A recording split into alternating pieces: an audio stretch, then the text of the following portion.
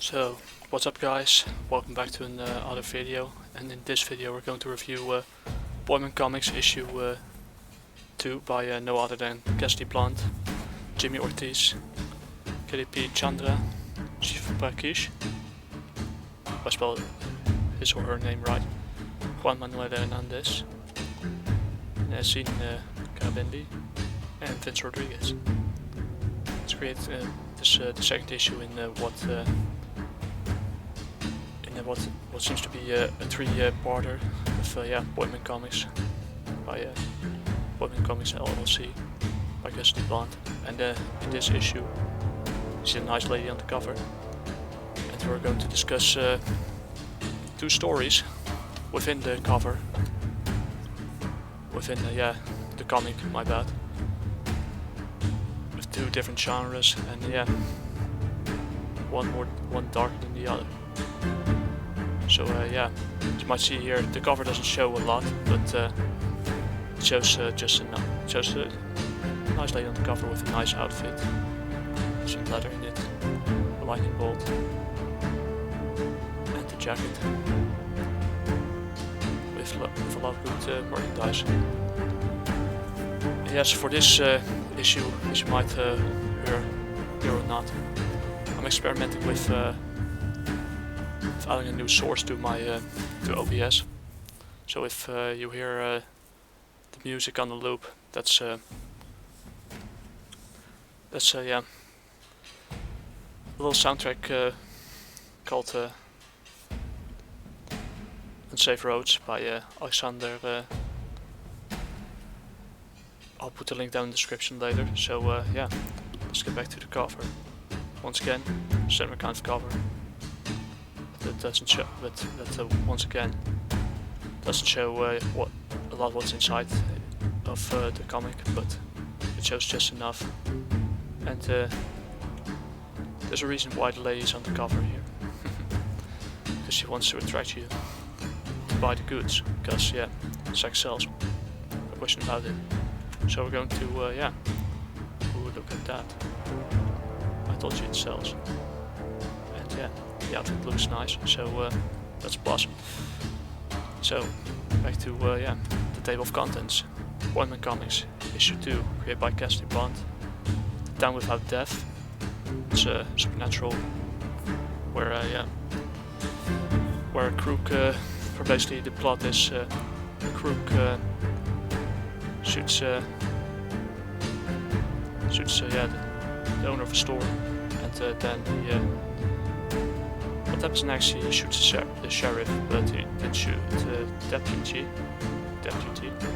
Man, I need to learn how to spell the word, but yes, I also listen to Marley, aside from heavy metal, once in a while. Even Ziggy, once in a while. So without further ado, Town Without Death is created and written by Kassidy Blond, art by Juan Manuel Hernandez, color by Yassine Karabendi, and cover by Vince Rodriguez, intro page, artwork by Ibai Canales Benito, colors by Jakub Shabasta.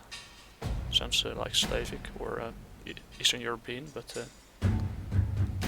I need to learn how to spell those names for real. Editor, Bill Blond. And Letter Punch is more the post-apocalyptic counterpart. It's created and written by Kassidy Blond, with pencils by KDP Chandra.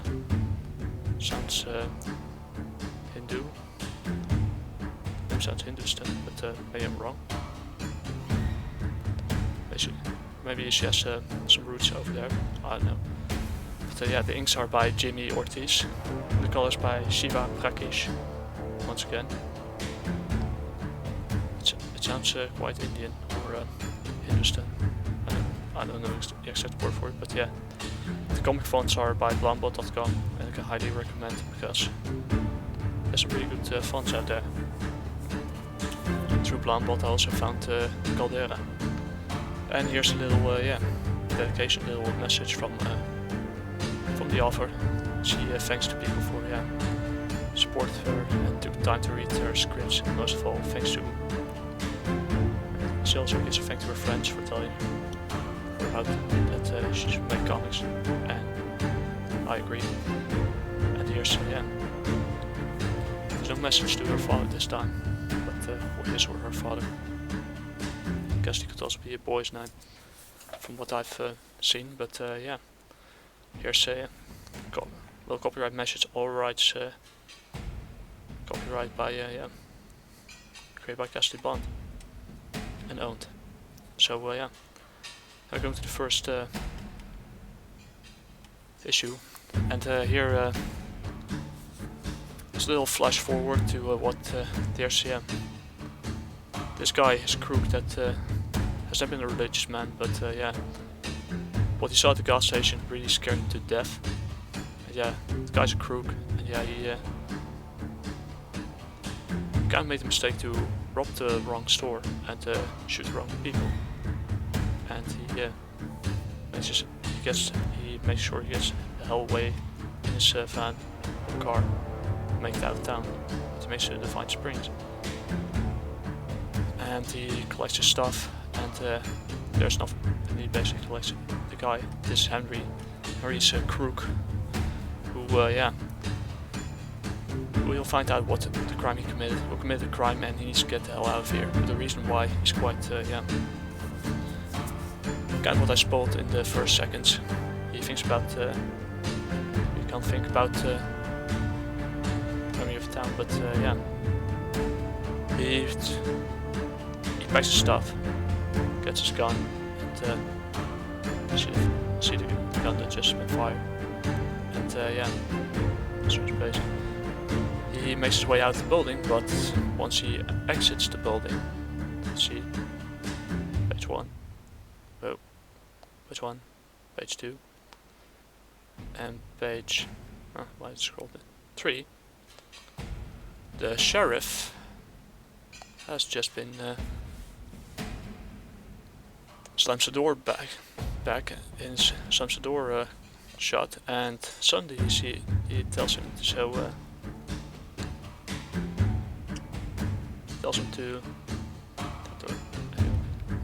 he tells him, let's go for a relaxing drive and clear your thoughts. As you might have figured out in his eyes, this is not just a sheriff. Yeah, this is a sheriff that has, see here, he has a bullet wound in his chest.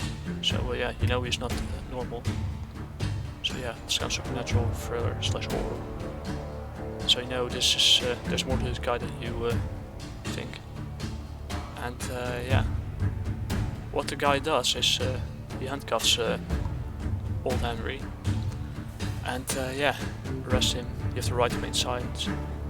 Everything you say can be used against you, and for yeah, his identity gets revealed later. But yeah, he asks him where he's taking him.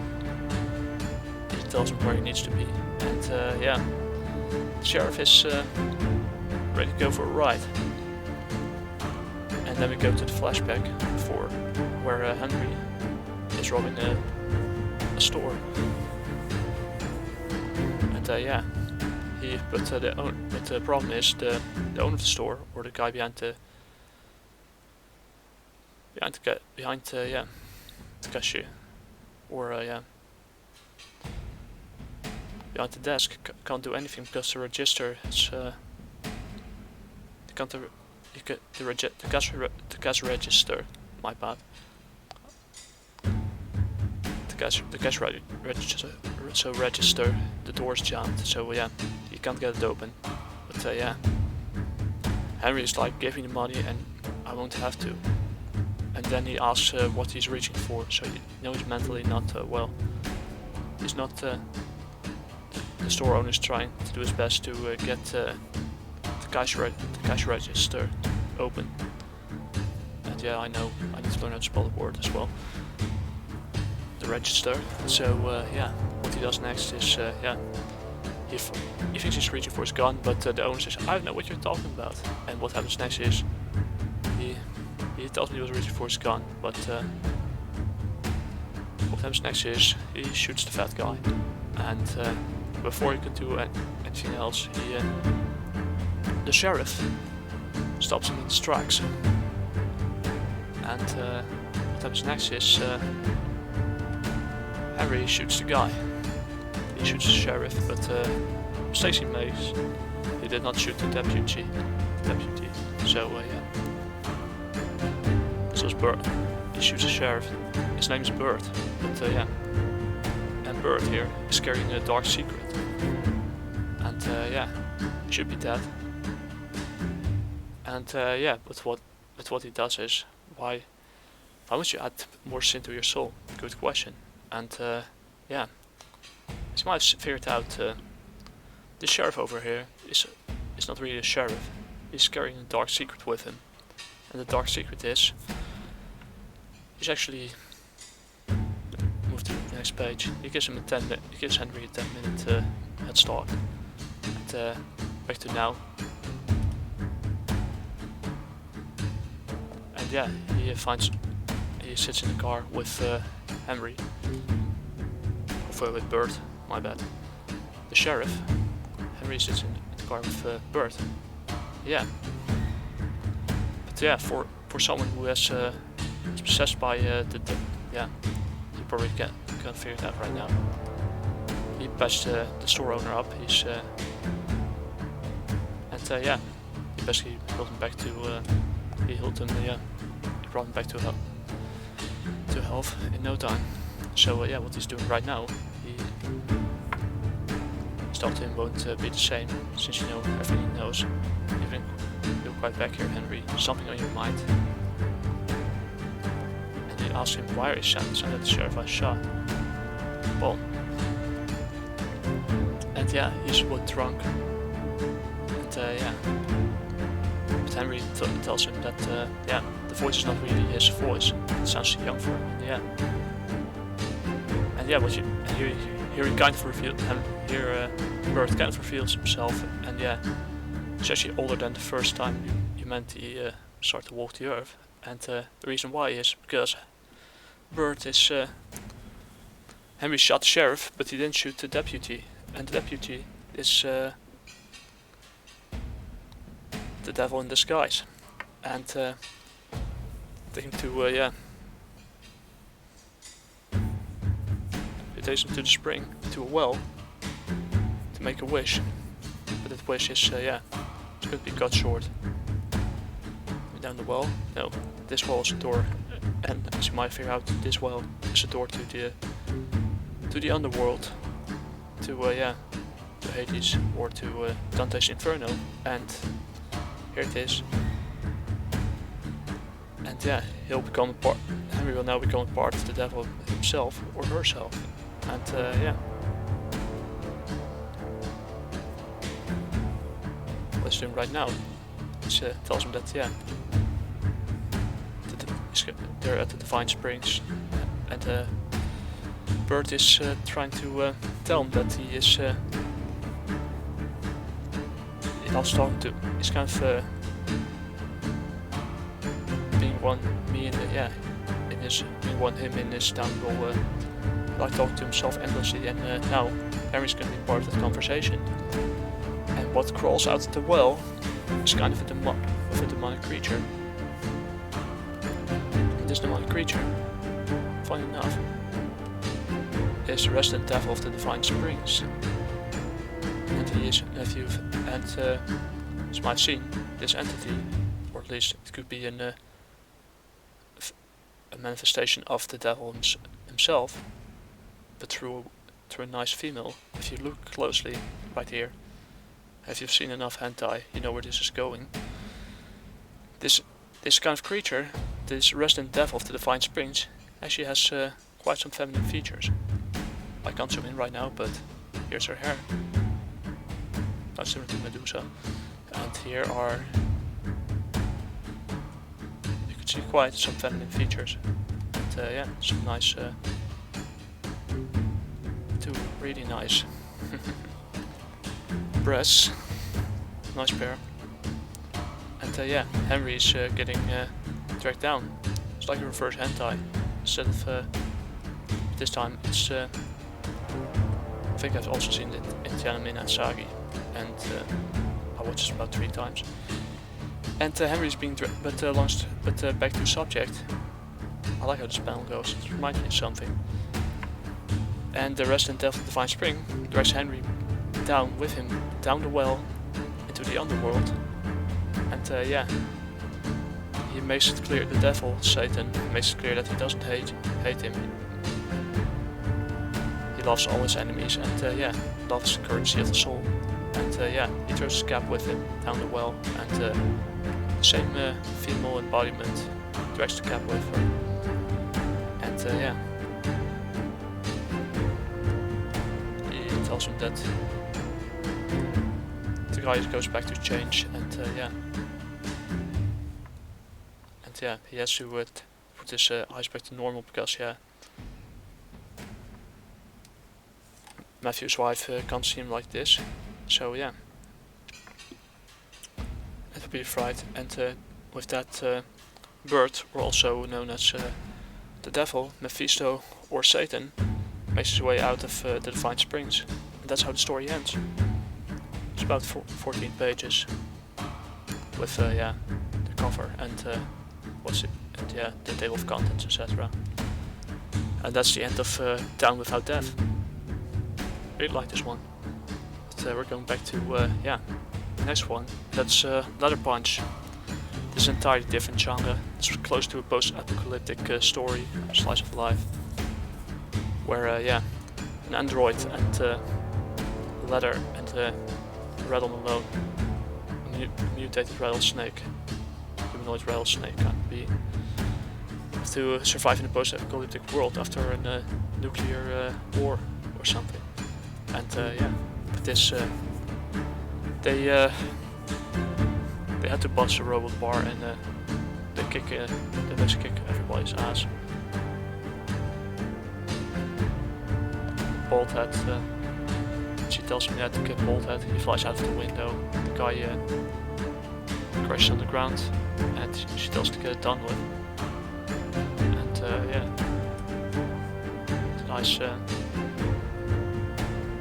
It's very much stops functioning. Probably override the circuits, and she gets a message. And yeah, she's coming up. She goes to send the data over to Mr. Cinder.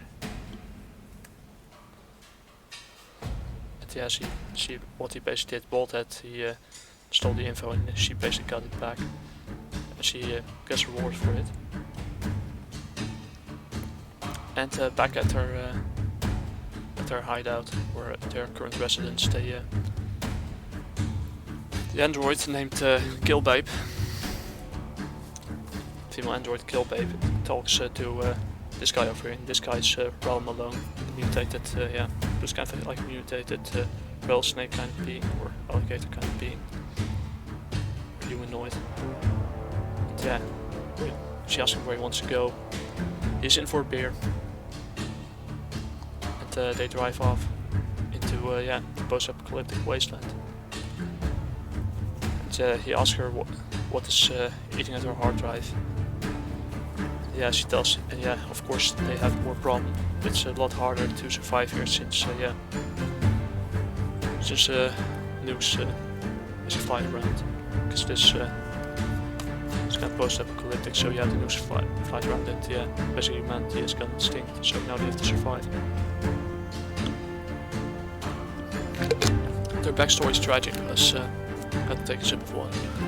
And their story is tragic because yeah, they made her kill. They basically made her kill everybody. And yeah, there would be more, and they thought they would kill people. So yeah, more people would replace her, the ones they killed. But now the Earth is pretty much empty of human life. And yeah, there's no one left to keep him company after yeah, everything is done. But yeah, Rattle Malone is has kind of a different mindset. He yeah, he basically tells her to live in the here and now. I know what that was. She tells him to live in this now. He tells her that yeah, life didn't change that much. they need to keep planning to run away.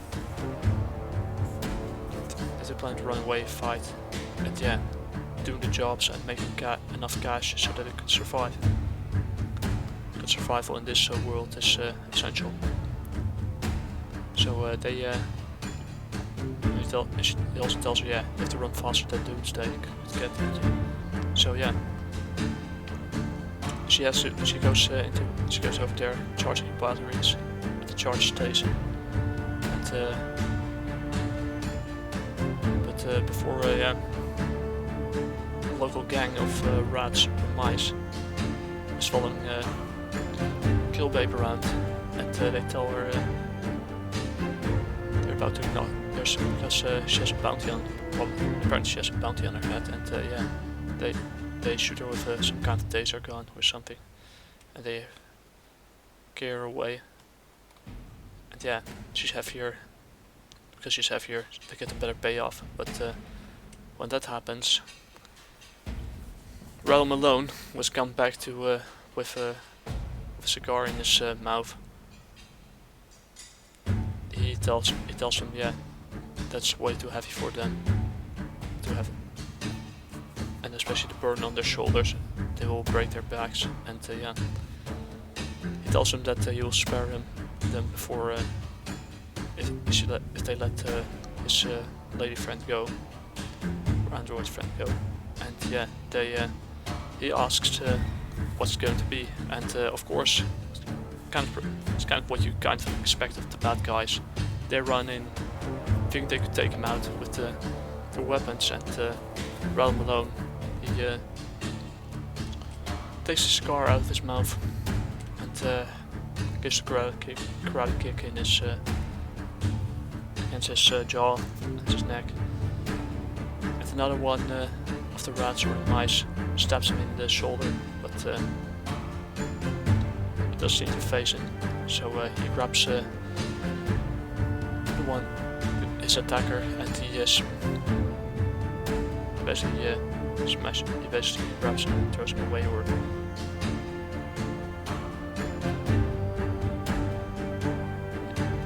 basically grabs him by the throat. But suddenly one of the guys tells him to put him down, and has a gun pointed at him, and he tells him, "All right, now I can shoot you straight." Maybe it would have been better if there was an extra panel or something, but with 5 panels, with 5 panels on the page, I get why they were going with this. So, but before he could shoot,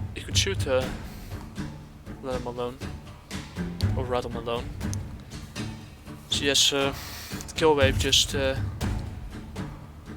got her systems rebooted, and she shoots the gun out of his of the mice or rat's hand, or the rodent's hand, and yeah, just in time. And he tells him to, because his wrist hurts, to piss on his grass, and he thinks he's the alpha, but as you might see, Ralph Malone has other ideas, and he cracks his knuckles, and makes short work of this little rodent over here. And well, yeah, even she is afraid for Killbabe is afraid of him for a moment, and we wouldn't be if there was a giant killer croc-like being breaking every bone in your body and in your life. And he tells him, and yeah, the aftermath. So here's the problem, mutation, solution, aftermath for our structure. It's moving just like predicted, just like I foresaw. Kind of love how the pacing goes, and yeah, Ralph Malone asks Killbabe what she wants to do the rest of the night, and yeah, she tells him to charge. She needs to charge up because it took quite a toll out of her, and Ralph Malone he kind of makes an inside joke. Care to give me a light? Because the Zippo ran out of fluid, and She helps him light up a cigar, and they sit against the wall with their enemies lying either dead or unconscious around in front of them, and that's how the story ends. So now, and here's some extras with inks by Jimmy Ortiz. The Point owned by Pointman Comics LLC, where you see them fight into a robot club against the enemy. It's a guy they thrown to the data. Here a part where they Realm alone basically kicks their asses, and here they sit again, enjoying what's left of the evening. And here's the inks for Down Without Death, Black and White, by Juan Manuel Hernandez. Excellent job. I love how the pencils and how the line art is. Black and white art is amazing. I almost wish there was a black and white version of this comic. That'd be quite great. Black and white version of this story, the short story of Down Without Death. Be quite impressive, but maybe they're working on it. Maybe they won't. It's up to them. And yeah, here's Bert watching the devil of the Divine Springs grabbing her victim, or his victim. It could either be a man or a woman, from what I see. He tells, this lady is going to get some quality time with this guy over here. And yeah, this style with enough tentacles surrounding her. And yeah, like I said, I've seen enough hentai, my fair share at least, to know where this is going. And yeah, it's going to get penetrated from what I've seen. And yeah, he's basically gone for good. His cap is falling with him into the depths of Dante's Inferno, and Bert, also as a devil, makes his way back to Matthew's wife, and exits the Divine Springs. After carrying another soul to the afterlife, or basically dragging another soul to the afterlife, because the guy's is going to enjoy his new home in hell. And with that, he drives away. Really like how the black and white art looks. Here's another one in color. Beautiful. That's a nice female. If you look from the right angle, here's the female features. But yeah, you also see some feminine beauty in there. Really like how this detail is displayed here. And yeah. So long, Henry. The song's over. With this, the video is over. This was a rich review of Pointman Comics, Part 2 of Town Without Death and Realm Alone. So what we're going to do now is going straight back to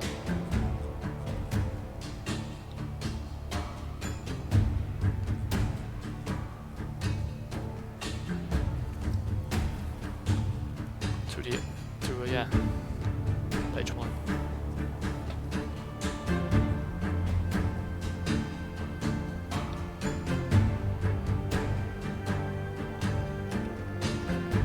And yeah, I must say, I really liked how this.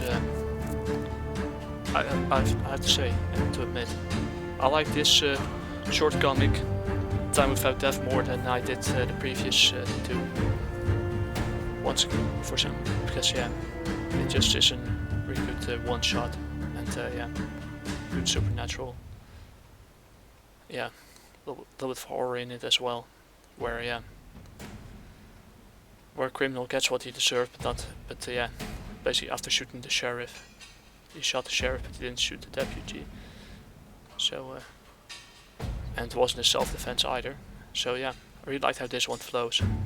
Once again, yeah, the artwork is not, yeah, like I said, on levels like a John Maiden or an Ethan Van Sciver or what you might see in genuine comics, but it doesn't have to be in this one. It is, it's a really good one-shot. I like it more than the first issue of Guerrilla Galaxy and the short story that followed. And yeah, pretty impressive how it flows, and I like how the pacing goes, panels flow, inclusion of flashbacks, and yeah. But my favorite page is this one, where Bert, or the Devil of the Divine Spring, basically drags, or the Resident Devil of the Divine Springs, drags Henry down the well into the afterlife, to his new home, where he will relive the same pains and memories of his victims in an endless loop. That's a reference to that guy issue 1 by Lucifer Storm. But yeah, I really like how this, how the art looks, the colors. It's not too overcomplicated. It's quite simple, but whoa, I really like this design, for real, of this devil, or the Resident Devil, the Divine Springs. This representation of the devil, at least, because wow, look at this form. It has some Lovecraftian elements as well, so props to the artists and the people who worked on this, because this is my favorite page of all of them. And yeah, with this, going back to Letter Punch, the art style is quite different, and but yeah, it's kind of a survival story where kind of mutated rattlesnake, humanoid, and an android have to survive after a nuclear war, where humanity has gone up in a mushroom cloud and they have to survive. I like this. I personally like this one as well. It's kind of a short, but yeah, the art style is yeah, it's still clean. It's an entirely different story, but it works in the setting. It's not as good as yeah, Down Without Death, but it's kind of, yeah, too close to, yeah, it's a good ending to yeah, great two-part, to a good two-part. Yes, Juan Manuel Hernandez absolutely nailed this page. So yeah, once again, to give my final score of this. The first, once again, the art. Well, once again, yeah, like I said, the cover doesn't reveal a lot of the interior, and that's could be a plus or a minus. But yeah, with the lady on the front trying to attract an audience, I can't understand why they went with it. It's kind of my only critique with the first issue Pointman as well, because you see the cover, but it doesn't reveal a lot what's in the interior. But yeah, because there's a lady trying to attract your attention and show some minor details like a badge or a laser gun or something else.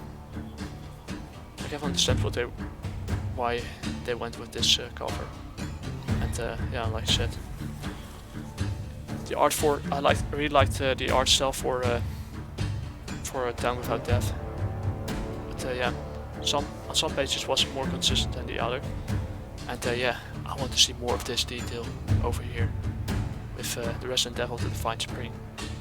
They really need to hope this one reappears again.